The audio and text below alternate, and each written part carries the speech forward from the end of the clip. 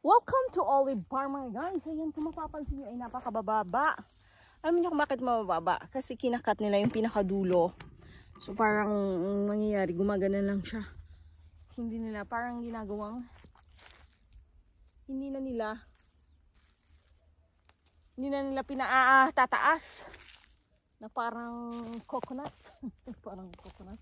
Ang coconut ay tayog lang kay tayog. Sabi ng inay, amin daw rambutanan kasi taas lang niyog. Hindi maabot. Ayun mga guys, kakaunti ang aming olives. Ngayon, sabi ng babo ay wala daw kaming mabibigyan. Because the olives ay sapat lamang para sa isang taong pagkonsumo. 6 hanggang 1 taong pagkonsumo guys. Dahil kung mapapansin nyo ay wala halos bunga. Maswerte kung makakaisang daang 120 kili o isa 150 kilos mga guys. Ari nalampasan kong isa. Ayan mga guys, isang kailangan nating mag-ani. Sipagan pa natin ang buhay guys. Sa pag-aani nga pala nito mga guys ay meron ditong may machine ang babo na ginagamit. Ayun, naghahanap ang babo para sa machine. Kaso wala pa siya guys. Sabi ko tutulungan ko siya mag-ani kasi hindi matatapos. Hindi talaga siya matatapos guys. Dahil ang baboy medyo nga may edad na. Siya lang nag-aani. Kung ibabayad pa naman ito. Ano na may walang bunga kung ibabayad pa guys.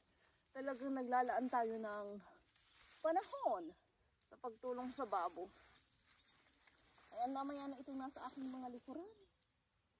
Nasusudahan na kaya ito ng babo? Walang wala eh.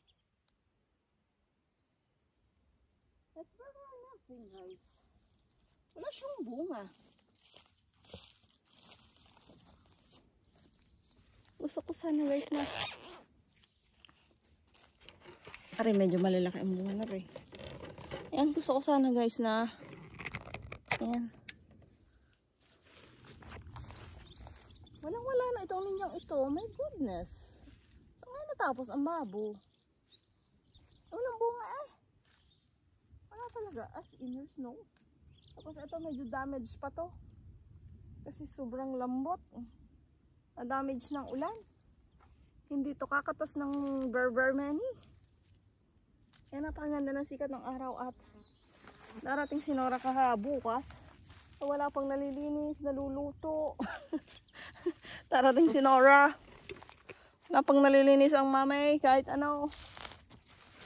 Mamaya-maya, ay ang papay nagyayayapang lumabas. Ay, awan ko makakalabas mamaya. Ay, hindi ko namili kami kahapon guys. Yan ating oil. Ating oil. Ilagay ko sa bulsang oil. Namili kahapon kami. Pagka ikaw busog guys, wala kang maiisip na pamilhin.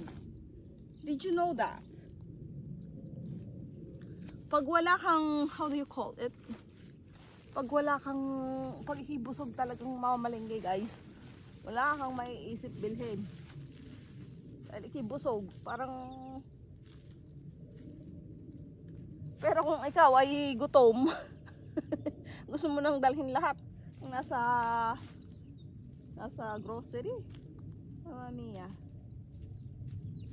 Ilalagay ko to sa aking bulsa kasi malayo ang lalagyan.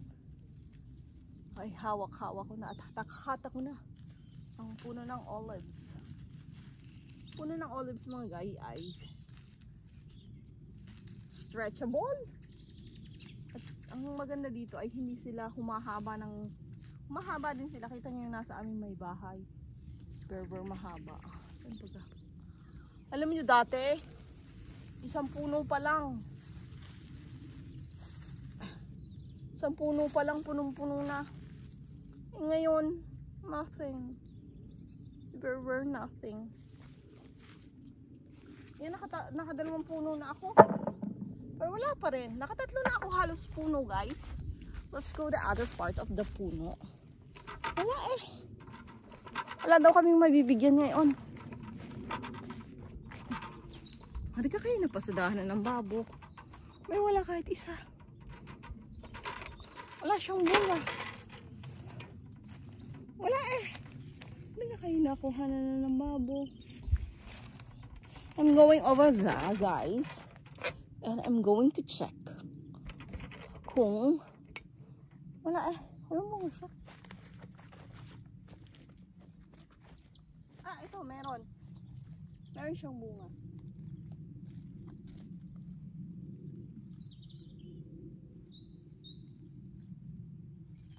Ari, merong bunga. Wala talaga kami magiging makapaghanap na lang na kaya ng kabuti.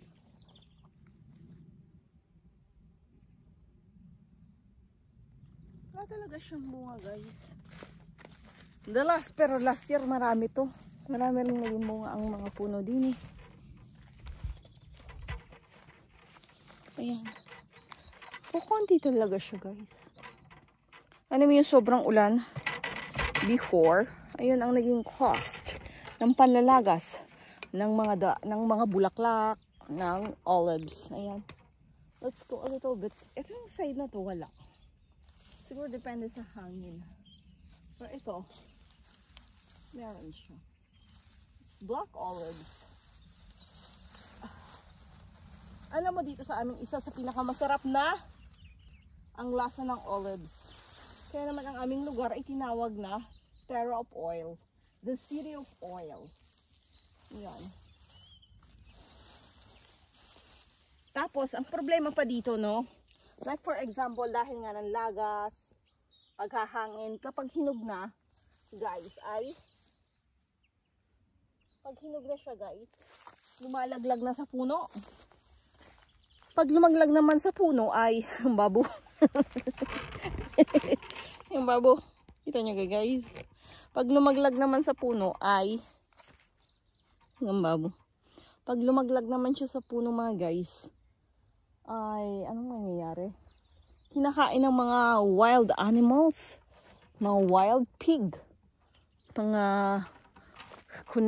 ng mga kunilyo. Siguro mga kunilyo din. May mga kunilyo dito eh. Ayan o. Yung olives sa taas. O wadza.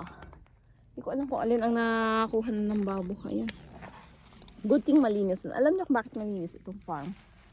Pinasadahan ito ng babo ng lalaki siya. Medyo malalaki. Pinasadahan ito ng babo ng makina. Maganda dito. Babo ay may nakapag-provide ng makina. Maganda sana dito kung si Andrea ay may interest sa bukiran para tulong kami. Wala siyang interest. Lagi maglaro sa computer games si Papi. Ayan. Aakyat nga pala ako guys. Let's see kung nakakaakyat. Aking gagarnihin na laang. Kasi ako makakaabot eh. Kailangan ko siyang akyatin. Samahan niyo ako guys akyatin ang puno ng olives. Para kung nasa Pilipinas lang ang mga akyat ng puno ng kalamansi. Aya! Aya! Parang puno ng kalamunding ire. Mga guys. Tamo, I'm expert. Não cadeira, é? No, eu não cadeira, babo. Mas eu não esperta.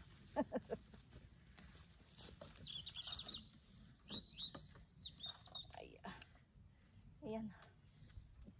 Quale babo ai raccogli? Sopra ai raccogli? Eh sì, di sopra. Questi qua sopra. E qui? Non hai passato qui? Questo no, ancora no. Qualcuno. Non c'è niente. Ah, lo so. Non c'è niente, Erano veramente. cadute col vento, se le mangiate i cinghiali. Non c'è niente. Per i rospi lì.